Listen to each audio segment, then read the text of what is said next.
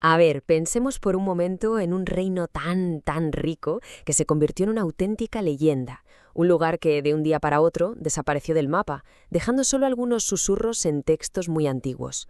Hoy nos adentramos en el reino perdido de Tartesos. Durante siglos, la gran pregunta ha sido siempre la misma. ¿Fue Tartesos, la primera gran civilización de la península ibérica, solo un mito? ¿Una simple fantasía sobre riquezas increíbles que existió en esa frontera difusa entre la historia y la imaginación? Pues bien, todo empieza en algún lugar del sur de España, donde un reino de una riqueza legendaria sencillamente se desvaneció. Su corazón latía en torno a un gran río, el que hoy conocemos como el Guadalquivir, pero que para ellos era mucho más. Era el alma de su civilización, el río Tartesos. Y es que, mucho antes de encontrar una sola ruina, las primeras pistas nos llegaron de los antiguos griegos. Sus escritos hablaban de un emporio riquísimo más allá de las columnas de Hércules, lo que hoy es el estrecho de Gibraltar. Un lugar, decían, lleno de plata, oro y estaño. Pero claro, una cosa es la leyenda y otra la historia. ¿Cómo se cruza esa línea? Pues vamos a sumergirnos en las pruebas que sacaron a Tartesos de las páginas de los mitos y lo trajeron a la realidad. Y esto es súper importante, ¿eh? Tartesos no fue una cultura estática ni mucho menos. Evolucionó desde sus raíces, en la Edad del Bronce, a una fase que los expertos llaman orientalizante. O sea, que el contacto con comerciantes fenicios y griegos no solo les trajo nuevas tecnologías como el hierro, sino que revolucionó su arte, su sociedad y su posición en el mundo. Y que nadie se imagine 4 cabañas. Para nada. Estamos hablando de una civilización con todas las letras, una monarquía que gobernaba varias ciudades, una ingeniería muy avanzada para controlar el río, un sistema de escritura propio y, atención, según el historiador Estrabón, incluso registraban sus leyes y su historia en verso. Los escritores de la época, como Heródoto, no paraban de hablar de sus riquezas, casi increíbles. Pero claro, ¿serían exageraciones? ¿Cuentos de viajeros que se adornaban un poco? Pues resulta que no, para nada. En el siglo XX los arqueólogos encontraron la prueba definitiva. Esto que vemos es el tesoro del Carambolo, 21 piezas de oro macizo, que de repente convirtieron el mito en una realidad deslumbrante. De golpe, Tartesos era real. Toda edad de oro necesita a un gran líder. Y en el punto más alto de la riqueza y el poder de Tartesos, encontramos a una figura que es casi mítica por sí misma, el rey Argantonio. El historiador griego Heródoto escribió que el rey de Tartesos, Argantonio, reinó durante 80 años. Pensemos un segundo en esto. 80 años en el poder en la antigüedad. Con esa longevidad, no es de extrañar que se convirtiera en una leyenda en vida.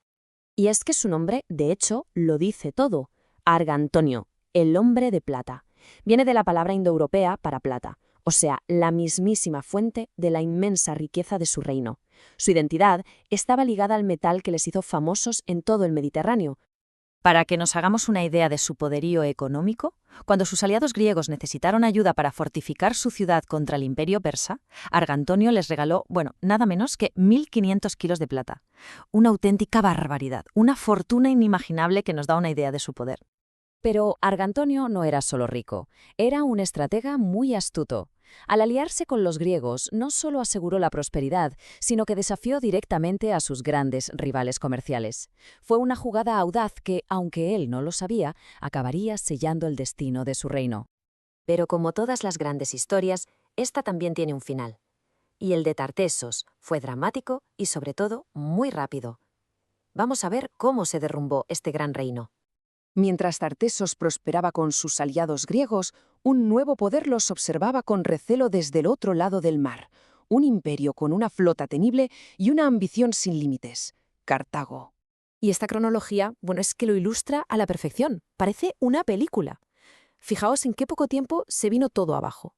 Hacia el 550 a.C. muere el rey Argantonio después de un reinado larguísimo. Solo 10 años después, el principal aliado griego de Tartesos cae ante los persas. Y apenas 5 años más tarde, Cartago aniquila al resto de fuerzas griegas. El golpe final llega sobre el 500 a.C., cuando Cartago ataca al reino, que para entonces ya estaba solo y vulnerable. Así que el punto clave es este. Sin su rey legendario y sin sus poderosos aliados, Tartesos fue literalmente borrado de la historia. Su capital fue destruida, su imperio se hundió y su nombre volvió al reino del mito. ¿Pero de verdad puede un imperio tan grande desaparecer sin dejar ni rastro? Pues resulta que su cultura fue mucho más resistente que sus murallas. Vamos a ver los ecos que Tartesos ha dejado a través del tiempo. Siglos después, los romanos se encontraron con los descendientes de Tartesos, los turdetanos, y el geógrafo Estrabón los describió como los más cultos de los íberos, con una tradición de leyes y poemas de miles de años. El reino había caído, sí, pero su cultura había sobrevivido. Y la búsqueda no ha terminado, ¿eh? Hoy, los arqueólogos creen que la capital perdida podría estar escondida bajo el Parque Nacional de Doñana, que en la antigüedad era un enorme golfo. La ciudad legendaria podría estar ahí, esperando, enterrada bajo siglos de lodo y tiempo. Tartesos pasó de ser un mito a ser una realidad histórica, pero su capital sigue perdida, esperando a que la encontremos. Y esto nos deja con una pregunta fascinante, ¿verdad? ¿Qué otros secretos guarda esta tierra ancestral?